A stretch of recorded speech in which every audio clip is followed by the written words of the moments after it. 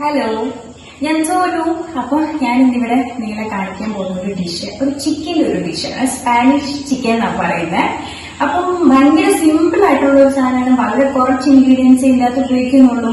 ഭയങ്കര എളുപ്പമാണ്. നമുക്ക് പെട്ടെന്നാണെങ്കിലും കുറെ സ്പൈസസ് ഒന്നും ഇല്ലാതെ ഉണ്ടാക്കാൻ പറ്റുന്ന ഒരു ഡിഷാണ്. അപ്പൊ നമുക്കിതൊന്ന് ഉണ്ടാക്കുന്നത് കണ്ടു നോക്കിയാലോ?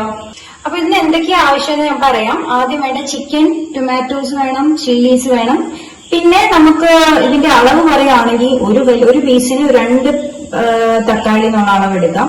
അതുപോലെ പച്ചമുളകാണെങ്കിൽ നല്ല എരിവുള്ളതാണെങ്കിൽ 1/4 കിലോളം പച്ചമുളക് നമുക്ക് ഇതിന് വേണ്ടി വരും. വേറെ ഒരു സാധനം നമ്മൾ ഉപയോഗിക്കുന്നില്ലല്ലോ, അതുകൊണ്ടാണ് ഈ ഉപയോഗിക്കുന്ന 2 സാധനങ്ങളും ഇത്രയും നമുക്ക് വേണ്ടി വരും. ഒരു പാൻ എടുക്കുക, പാൻ ചൂടാക്കണം. പാൻ ചൂടായിട്ടുണ്ട്. അപ്പൊ നമുക്ക് പാനിലേക്ക് എണ്ണ ഒഴിക്കാം. അപ്പൊ എണ്ണയും നമ്മുടെ ചൂടായിട്ടുണ്ട്. ഞാനപ്പോ ഇതിനകത്ത് നമ്മുടെ ഈ തക്കാളി എല്ലാം കൂടെ ഇതാണ്.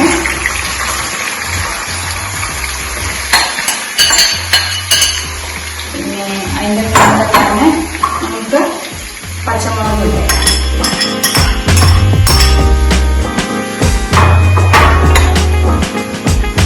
ഇതിനി നന്നായിട്ട് എണ്ണയ്ക്കകത്ത് കിടന്ന് വെന്ത് ആ ഒരു എണ്ണ തെളിയുന്ന ഒരു പരുവമാണ്.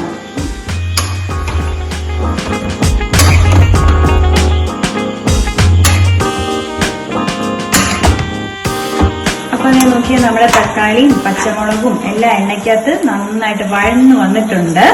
അപ്പൊ എണ്ണയൊക്കെ തെളിഞ്ഞു. സൺഫ്ലവർ ഓയിലാണ് ഒഴിച്ചിരിക്കുന്നത്.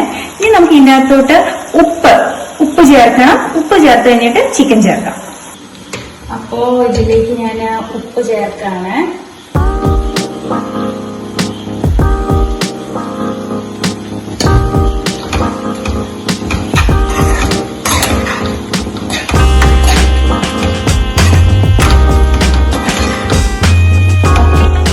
അപ്പോ ഉപ്പൊക്കെ ഇട്ട് നന്നായിട്ട് നമ്മൾ ഇളക്കി. ഇനി നമുക്ക് ചിക്കൻ ഇതിന്റെ അകത്തേക്ക് ഇടാവേ.